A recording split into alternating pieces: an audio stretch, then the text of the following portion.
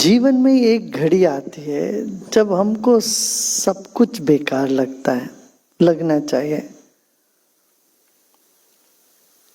वह घड़ी ऊपर से हम थोपने से नहीं होता, वो सहज ही होता है। मगर सुनते रहने से उसके बारे में हम ये मन का जो बीमारी है ना, डिप्रेशन वगैरह से बच सकते हैं। डिप्रेशन का कारण यही है सुख की आशा। सुख की आशा पकड़ के बैठते हैं, वो मिलता नहीं तो डिप्रेस होते हैं आदमी। इतना जोर से सुख की आशा पकड़ के उसको खोजते हैं, वो मिलता नहीं, और मिलने की संभावना नहीं दिखती तो आदमी को डिप्रेशन में चला जाता है। मगर हमारे भीतर एक ऐसी तत्व है जहां से सुख की अनुभूति होती है, इसका एक झलक भी मिल जाएगा तो कभी उस चीज को ढूंढते हुए नहीं जाएंगे। फिर एक अलग ही आयाम पर जीवन चलने लगता है।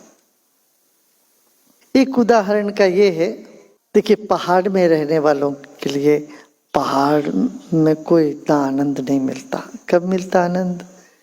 जब वो समुद्र के किनारे जाते हैं, वहां बड़ा अच्छा लगता है।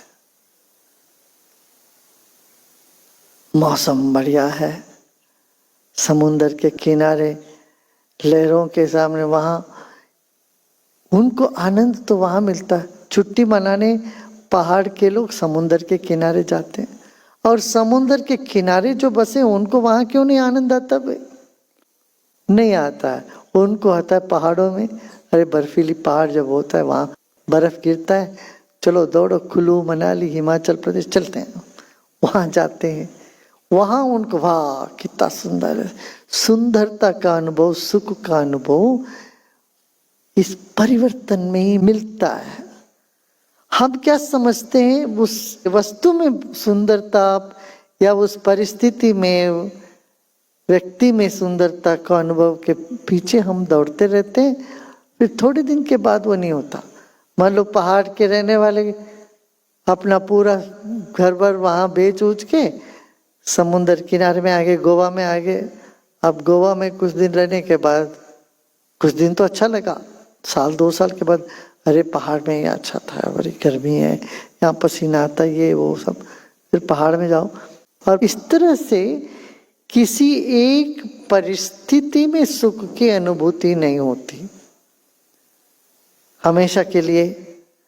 तो मन दौड़ता है, थोड़े दिन इसको करके फिर उसमें उसमें उसमें उसमें छलांग लगाने का आदत बन जाता है मन को। अब क्या, मन शिमला से तो हट गया, अभी गोवा में पूरी तरह से गोवा की आदि नहीं हुई।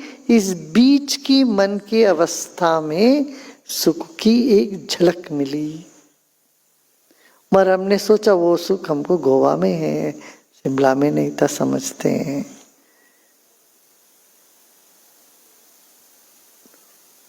जीवन में हर परिस्थिति को तुम विश्लेषण करके देखो, जहां से तुम्हें सुख यहां मिलता है करके लगता है, थोड़े समय उसमें ज्यादा गहराई में जाओगे तो वहां नहीं मिलता। क्यों? बहिर्मुखता में नहीं है, वो कहीं और है।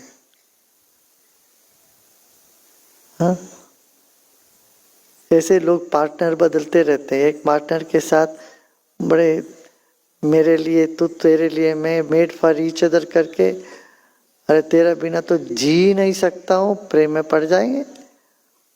बस 6 महीने साल भर में बाप रे मैं क्या गलती कर बैठा, इनके साथ तो कभी नहीं रह सकता हूँ, ऐसे उन्हें लगता है। तो ये जो मन की जो बहिर्मुखता, मन का स्वभाव है, और बहिर्मुखता में जाके सब जगह ठोकर खा खा के जब थक जाए मन, तब अंतर्मुखी होने के सिवाय कोई रास्ता ही नहीं हो उसको। तब भी अंतर्मुखी हो जाए तो तर जाएंगे। हाँ? बुद्धिमान क्या देखते हैं, चारों ओर देखते हैं, सब लोगों का अनुभव अपना अनुभव मानते हैं, फिर ठोकर खाने की जरूरत नहीं, उसके बगैर भी वो ये सब में कोई रस नहीं है करके अंतर्मुखी होते हैं। तब जानता है, अरे मैं सुख देने के लिए आया, मैं सुख मांग के फिरने के लिए नहीं आया। दुनिया में हम क्यों आए? अरे सबको सुख देने के लिए आए। सुख मांगे फिरो, मार खाओगे। ये ज्ञान की अवस्था है। जब कभी भी तुम्हें ऐसा लगे मुझे सुख की चाह नहीं है, मगर मैं सुख देने के लिए आया, सबको सुखी देखने के लिए आया हूं, तो तुम्हारे जीवन में एक बहुत बड़ा परिवर्तन हो जाएगा। तुम्हें कोई ताकत दुनिया में डिप्रेस कर ही नहीं सकती। नहीं तो डिप्रेस हो जाओगे इस चीज को लेके, उसको लेके, उसको लेके, उसको लेके। ये सोचना चाहिए हम सेवा करने के लिए आए हैं। क्या? अरे सेवा करने से फल क्या मिलेगा ये मत सोचना, सेवा ही फल है। सेवा करने का एक मौका मिला, यही फल है। क्यों? इसका फल यदि और कुछ हो तो आनंद ही है, आनंद के अलावा और कुछ नहीं, आनंद ही इसका फल है। तो आनंदित होके जीवन व्यतीत करना है। देखते देखते देखते सब खत्म हो जाए। इसलिए ये नहीं है जी, वो नहीं है जी, वो वैसा है, ये वैसा है, ये मेरे को देखा, वो नहीं देखा, ये सब दुनिया भर की शिकायतें हमारे दिमाग में जो घुस जाता है, इससे हम खुद भी दुखी रहते हैं, औरों को दुखी करते रहते हैं।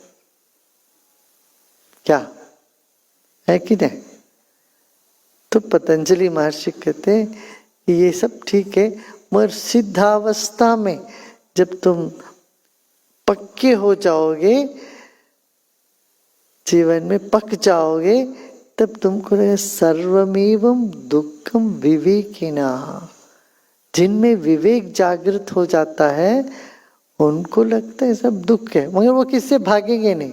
दुख करके भागते कौन? उससे जो डरते हैं वो। अपमान से कौन भागते हैं? जिनको सम्मान चाहिए था, वो अपमान ना हो जाए, हम भागते हैं। तो कहने का मतलब यही है, खिले रहो, खुल जाओ, खुले रहो और खेलते रहो। जीवन एक खेल है। खेल में हार जीत को लेके कोई दुखी नहीं होता, दुखी होता तो बेवकूफ है। युद्ध का हार जीत दूसरी बात है, इसमें लाभ और नष्ट के बारे में सोचते हैं। युद्ध में हार जीत हो तो कुछ लाभ होता है, कुछ नष्ट होता है, पर खेल में हार जीत में कोई लाभ और नष्ट है क्या? बिल्कुल भी नहीं है।